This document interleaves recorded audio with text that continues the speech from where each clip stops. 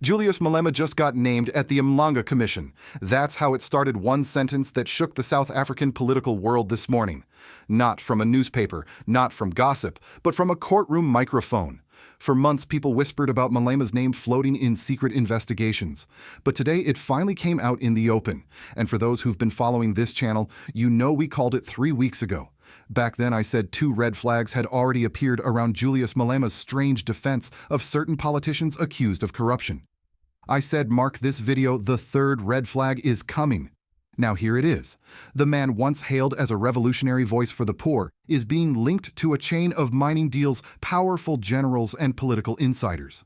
But here's what's even stranger. While the commission was hearing testimony naming him, Julius was in parliament questioning others about their relationships with corrupt businessmen. Coincidence or calculation?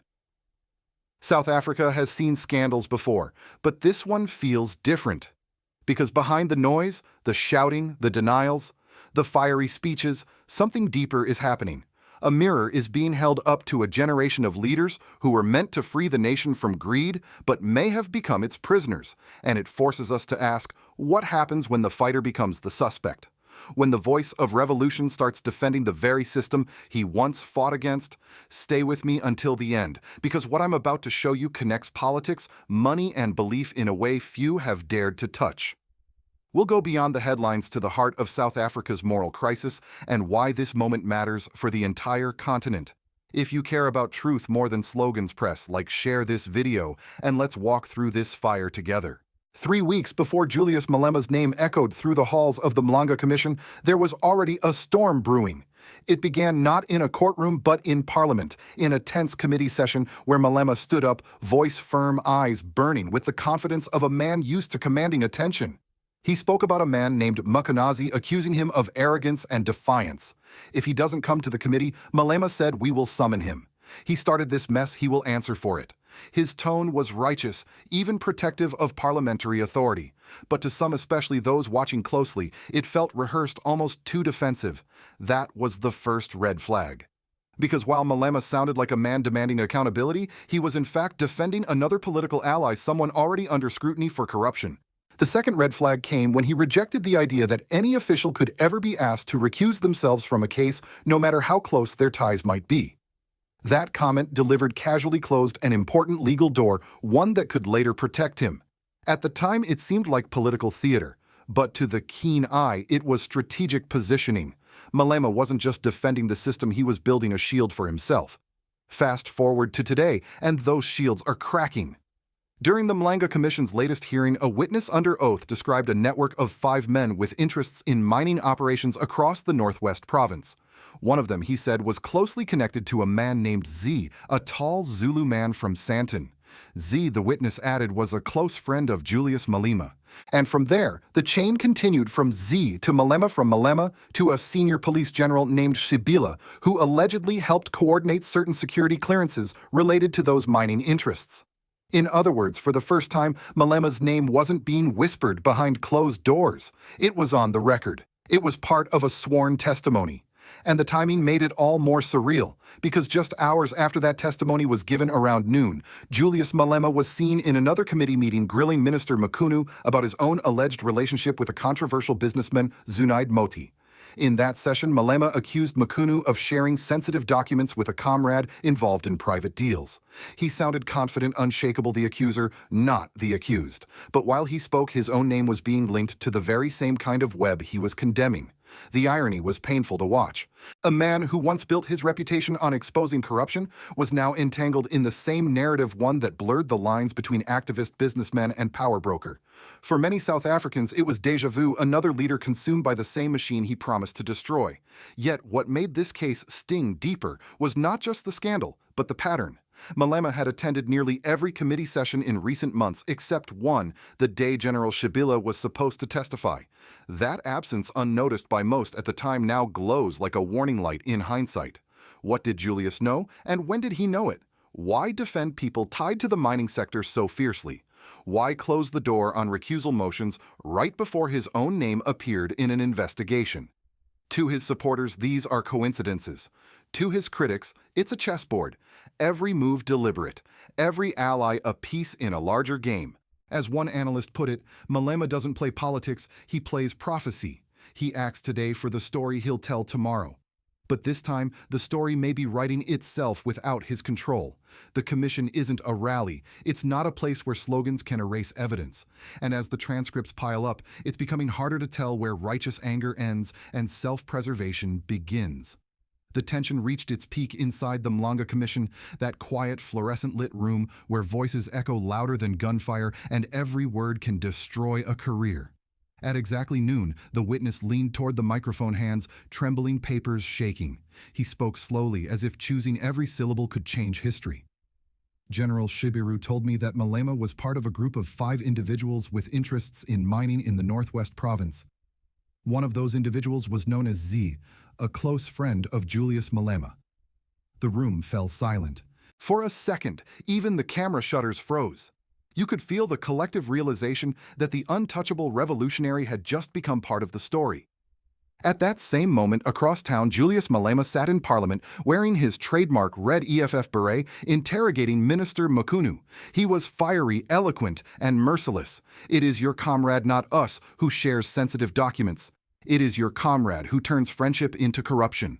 Those words meant to wound someone else, now ricocheted back toward him, live in real time. It was as if South Africa was watching 2 screens, one showing the accuser, the other revealing the accused. The irony was biblical. Within hours, social media exploded. Clips from both hearings were stitched together and shared millions of times. On one side, Julius defending himself as a moral crusader. On the other, his name being read into the record of a corruption probe. Memes flooded the internet. Headlines screamed, "Malema named in mining scandal, Red Beret turns gray EFF leader implicated in Northwest deals." But beyond the online chaos, the political reaction was just as explosive. Inside the ruling ANC, some ministers smirked silently. The man who had humiliated them for years was finally under fire. The DA opposition seized the moment, calling for transparency and accountability, the very language Julius had once weaponized against them. Even within his own party, the EFF, the silence was deafening. Some junior members defended him fiercely on X and Facebook, shouting propaganda and state capture revenge. Others whispered privately that the leader's temper was no longer strategy. It was fear. In Johannesburg, talk radio hosts couldn't stop replaying the soundbite, "Z is a close friend of Julius Malema." One host said, "You can almost hear history correcting itself." Another replied, "No, this is history repeating itself." We've seen this movie before. By evening, the commission's statement had gone global. International outlets like Reuters, Al Jazeera, and BBC Africa picked it up under cautious headlines, "South African firebrand drawn into mining probe." Foreign analysts who once described Malema as a rising populist with revolutionary charisma began using different words, controversial, embattled under scrutiny. But perhaps the most unexpected reaction came not from politicians or journalists, but from ordinary South Africans. Taxi drivers, factory workers, and university students called into late-night radio shows, their voices filled with fatigue rather than anger. One caller said, "We thought Julius was different. Maybe there are no heroes left." Another replied softly, "We don't need heroes anymore. We need honest men." For the first time in years, even his most loyal supporters paused. The red beret that once symbolized defiance now carried the weight of hypocrisy. And as the night deepened, the once fiery revolutionary was no longer shouting, he was being questioned. But Malema is no ordinary politician. He has survived exile lawsuits and public humiliation before. He knows how to turn scandal into spectacle. And as dawn approached, his allies hinted at a counterstrike, a fiery press conference, a rally to set the record straight, and perhaps, as always, to rewrite the narrative. Because in South African politics, truth isn't just found, it's fought over. And Julius Malema, whether guilty or not, was once again at the center of that battlefield where loyalty and lies often look the same. The fallout from the Mlanga Commission hearings didn't stop at the walls of Parliament. It spilled into the streets, cafes, and churches, into living rooms where South Africans once debated hope but now discussed disappointment. For many ordinary citizens, the revelation wasn't just about Julius Malema, it was about a deeper wound, the erosion of trust. For over a decade, Malema had embodied resistance, the young firebrand who challenged white monopoly capital, the fearless voice who spoke of land dignity and the poor. But after the commission, those same supporters looked at him differently.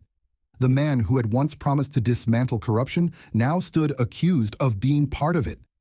Across the country, small business owners in the mining towns of Rustenburg and Mahikeng said the same thing. We thought he was fighting for us. But now it looks like he was fighting for a seat at the same corrupt table. This shift in public mood was visible everywhere. The once rowdy red marches of the economic freedom fighters began to thin out. University students who wore Malema's quotes on their shirts now avoided discussing politics altogether. What used to be a movement of passion began to sound like an echo chamber of excuses. Politically, the implications were even heavier.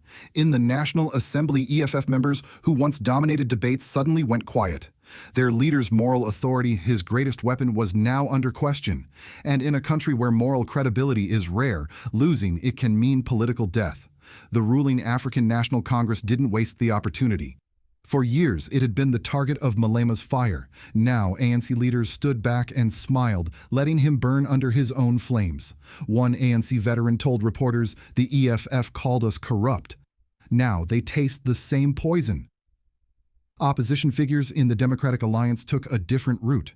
They called for new transparency laws, using the scandal as proof that moral populism could be just as dangerous as greed. To them, the collapse of Malema's image wasn't a victory. It was a warning that charisma without accountability is a national threat. Meanwhile, inside the EFF, the internal fractures grew. Some loyalists, mostly young radicals, demanded a counter-offensive, calling the commission a state-orchestrated smear. But others whispered of fatigue. One provincial leader privately admitted, "The revolution has become a brand, and brands fade when people stop believing." Socially, the scandal triggered a kind of moral reckoning. South Africans began to question not just Malema, but the culture that allows leaders to rise by outrage and fall by greed. It reignited old conversations about whether the country's liberation movements had become the new elite men of the people who slowly morphed into men of privilege. And while the headlines focused on Julius, a quieter revolution was taking place among citizens. Community activists started small town hall meetings titled Politics of Integrity. Churches held interfaith prayers asking for truth to be revealed in high and low places. Even in the informal settlements where Malema once drew thunderous applause, posters began to fade under the sun, unattended, unrenewed. It wasn't just a political scandal. It was a turning point, a realization that South Africa's sickness wasn't just corruption, but the culture that celebrates anger more than honesty, charisma more than character.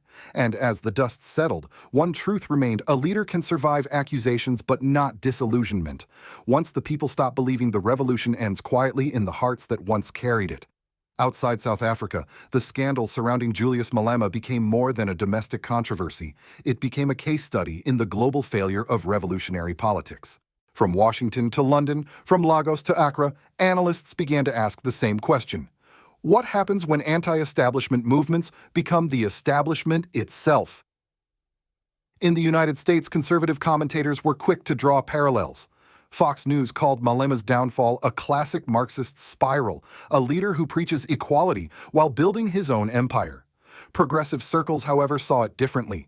They argued that Malema's story reflected how systemic corruption in post-colonial nations crushes even well-meaning reformers. But one thing both sides agreed on: South Africa's moral fatigue was beginning to mirror the disillusionment that Americans themselves felt toward their own political class. In Europe, the coverage was colder, almost clinical. The BBC referred to Malema as the African populist who mistook charisma for governance. In France and Germany, editorials drew comparisons with European radicals of the 1960s, men who fought for justice but drowned in ideology. It was a reminder that revolutions built on resentment rarely survive success. Across Africa, the reactions were more personal, even painful. In Ghana, young activists expressed heartbreak, saying Malema had once symbolized the courage that their own politicians lacked. In Nigeria, columnists wrote that Malema's red beret was never just a hat, it was a promise. And that promise has now been stained. Even in Burkina Faso, state radio mentioned the scandal, briefly contrasting it with President Ibrahim Traoré's model of clean leadership and national self-reliance. One Burkinabe journalist said on air, "Where others are being exposed for taking, Traoré is being praised for giving back the land, the mines, and the dignity." That single comment resonated deeply across African media. It wasn't just about comparing two men. It was about two directions for the continent, one led by ego, the other by example. While Malema's story illustrated how power corrupts when divorced from service, Traoré's Burkina Faso was being celebrated for turning humility into policy. American think tanks also took note. Reports from the Carnegie Endowment and Brookings Institution framed the scandal within a broader debate about Africa's political evolution. They asked whether the next generation of African leaders would continue repeating Western ideological imports, socialism, liberalism, Marxism, or finally craft an indigenous model rooted in community faith and self-reliance. In that sense, Burkina Faso, Mali, and Niger were suddenly seen as laboratories of a new sovereignty. For older American viewers watching this unfold carried a haunting familiarity. They had seen movements rise and fall before in Cuba, Venezuela, even the U.S. civil rights era where charisma often clashed with corruption. Now Africa's drama was a mirror showing what happens when a people's hope is traded for spectacle. The world wasn't merely watching Julius Malema fall. It was watching a chapter close the end of the populist illusion that passion alone can build nations. And as the cameras turned toward Ouagadougou, toward leaders like Ibrahim Traoré, who speak more of duty than glory, a quiet thought began to form in Western minds.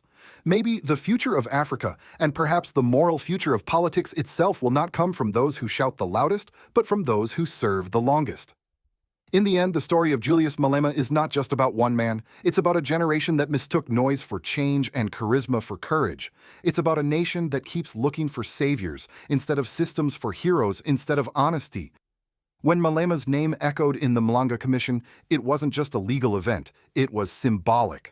It marked the slow death of a myth that revolutionary anger can sustain a nation without moral discipline.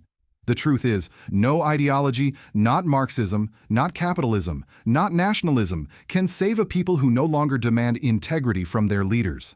That is South Africa's tragedy, a country filled with brilliance, talent, and fire, yet repeatedly trapped by its own political theater. And when you listen to the silence now in the streets and parliament, even inside the EFF, you realize that people aren't shouting anymore. They're thinking. They're wondering who to trust next. But beyond the sadness, there's also a signal, a quiet awakening. Because while one generation's illusions crumble, another begins to see the pattern that liberation without moral renewal leads only to another kind of slavery. Across the continent, new voices are rising. In Ouagadougou, President Ibrahim Traoré speaks of rebuilding Africa from its own soil of freedom, not as rebellion, but as responsibility. In his words, the nation is not a battlefield for ego, but a garden to be tended by the brave. That idea, simple, almost spiritual, is what separates genuine leadership from performance. And perhaps that is what this moment in South Africa is teaching us. That it's not enough to fight the corrupt, you must also fight the corruption within yourself. That real sovereignty begins not in protests or parliaments, but in conscience. So tonight, as South Africans question the future of their revolution, and as Africans across the world reflect on the rise and fall of yet another political giant, we should ask ourselves, will we keep repeating the same cycle of disappointment, or will we finally choose leaders who speak less and serve more? If you've stayed with me until now, you are part of that awakening part of the quiet movement that believes truth is stronger than power. Please share this video if you believe Africa's redemption begins with moral courage, not political noise. And subscribe if you still believe, like I do, that integrity can rebuild nations and that men like Ibrahim Traoré are proof it's possible. Because light doesn't need to shout to be seen. It just needs to shine.